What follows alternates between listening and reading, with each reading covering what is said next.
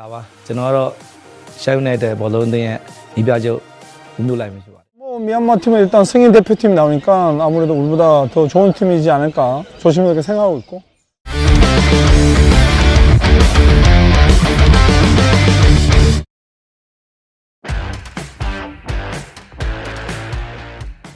Jelang pertandingan Timnas Indonesia menghadapi Myanmar dalam partai pembuka Piala AFF 2024, sejumlah fakta menarik tersaji kala bertemu ASEAN Lions di berbagai kompetisi.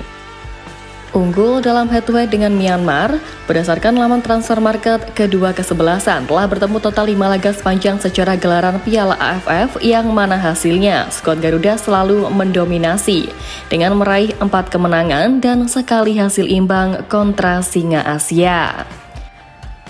Selain itu, sama halnya yang dilakukan Timnas Indonesia, Myanmar juga memanggil para pemain abroadnya untuk tampil di Piala AFF edisi ini. Jika Timnas Indonesia memiliki 5 pemain abroad dalam skuadnya, Myanmar tercatat lebih banyak dengan memanggil total 8 nama yang bermain di luar negeri. Ya, pelatih Myanmar Myo Hein Wing memanggil 8 pemain abroad seperti Maung Maung Luin, Luin Muaung, Aung Kang Man, Thi Hasau, Win Nang Thun, Tan Paing, Hen Het Hau, dan Su Mu Kiao. Nah, tapi perbedaan dari pemain abroad Myanmar tersebut yakni nama-nama itu ternyata hanya sebatas berkarir di negara Asia Tenggara.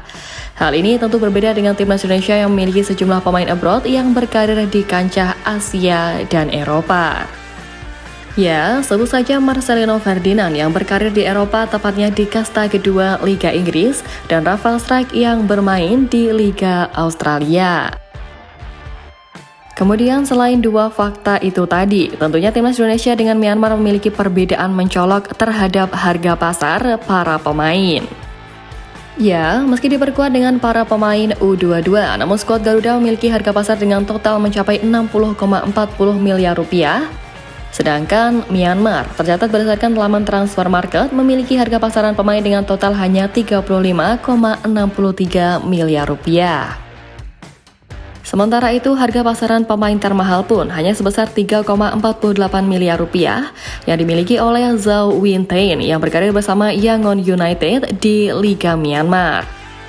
Apabila dibandingkan dengan Timnas Indonesia, tentunya skuad Garuda memiliki Asnawi Mangkualam bersama Thaiport FC dan Marcelino Ferdinand dengan Oxford United yang memiliki harga pasar 5,21 miliar rupiah.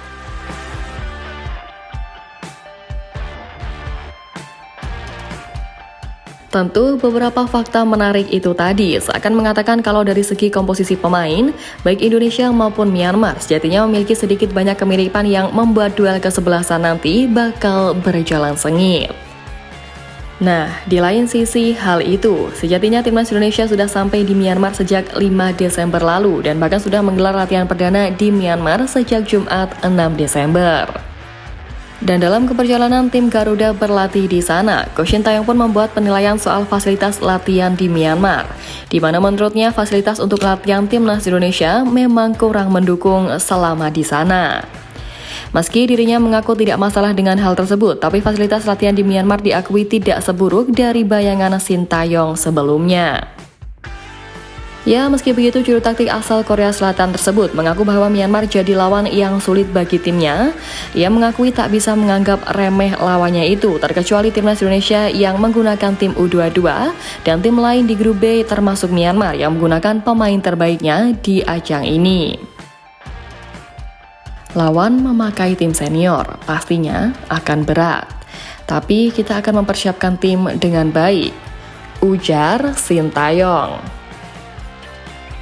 Merasa tak gentar akan hal ini dengan skuad muda yang dibawanya, Coach Shin yakin bahwa timnya bisa meraih kemenangan, di mana juru taktik 54 tahun tersebut juga yakin Timnas Indonesia berpeluang besar untuk menembus partai final.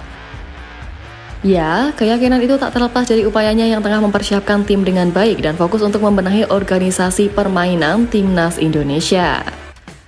Apalagi ditambah dengan persiapan panjang tim, termasuk lewat pemusatan latihan di Bali yang sudah cukup baik bagi tim, Coach Shin juga masih mencari skema starting 11 yang pas untuk menghadapi kekuatan Myanmar nanti.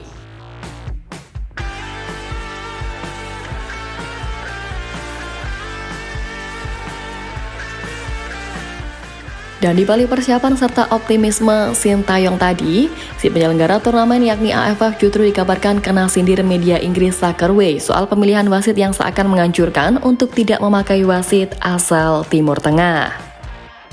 Ya, seperti yang kita semua tahu, Timnas Indonesia memang punya beberapa pengalaman buruk ketika menjalani pertandingan dengan dipimpin oleh wasit Timur Tengah. Karena inilah Soccerway menginformasikan jika wasit yang bakal menjadi pemimpin pertandingan antara Timnas Indonesia kontra Myanmar berasal dari Hong Kong.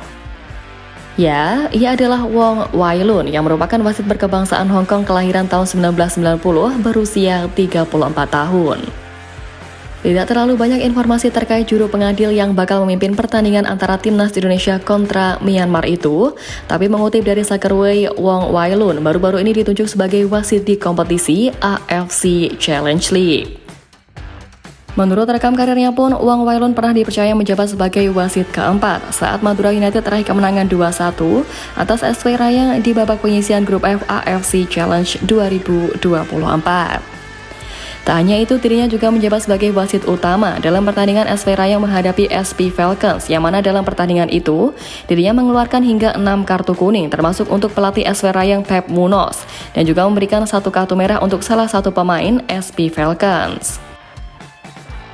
Sementara itu, jika merujuk dari laman Transfer Market, Wong Wai Lun lebih banyak menghabiskan karirnya sebagai wasit di kompetisi sepak bola Hong Kong, di mana tercatat dirinya memimpin sebanyak 53 pertandingan dengan catatan mengeluarkan 279 kartu kuning dan 3 kartu merah. Dan selain di kompetisi sepak bola Hong Kong, Wong Wai Lun tercatat pernah memimpin 4 laga di kancah kompetisi Asia dengan catatan 14 kartu kuning dan 2 kartu merah. Dan jika menilik rekam jejaknya secara keseluruhan, sepertinya ia merupakan wasit yang tegas dan tak segan untuk memberikan banyak kartu kuning di atas lapangan. Dan karena inilah, para punggawa Garuda harus benar-benar berhati-hati dalam menjalani laga tandang perdananya ini, termasuk dalam mengontrol emosi kala bermain.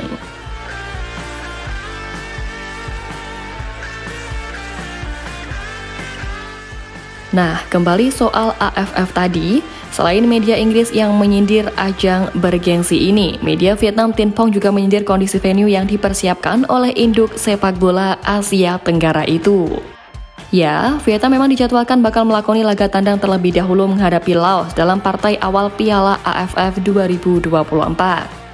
Jelang laga itu pun media Vietnam Tin Phong mengulas seputar stadion berkapasitas 25.000 penonton yang menjadi venue pertandingan tersebut. Beragam ulasan terkait persiapan venue mulai dari kondisi lapangan, tribun penonton, hingga kondisi ruang ganti tak terlepas dari pengamatan Tin Phong. Nah, satu hal yang menjadi sorotan tajam media Vietnam itu, yakni kondisi ruang ganti dari kandang Laos tersebut yang jauh dari kata modern. Ya, kondisi ruang ganti pemain terlihat lebih sederhana jika dibandingkan dengan stadion modern yang umumnya menggunakan kursi yang menyatu dengan ruang penyimpanan barang-barang. Terlihat jelas kondisi locker room pemain hanya sebatas menggunakan kursi plastik ala kondangan saja, dengan tambahan gantungan baju sederhana yang hanya menempel di tembok dan lemari para pemain. Ruang ganti kedua tim bersih, tetapi dilengkapi perabotan sederhana dengan kait besi dan deretan kursi plastik. Tulis Tin Phong dikutip pada Minggu 8 Desember. Kendati demikian, Tin Phong dalam pemberitaannya juga menyebutkan jika secara menyeluruh kondisi Stadion Nasional Laos terlihat bagus. Dalam ulasannya pun, media Vietnam itu mengabarkan jika kondisi rumput lapangan stadion ini juga relatif bagus dari segi kerataan maupun warna. Kemudian kursi plastik untuk tribun penonton juga terlihat sudah dibersihkan.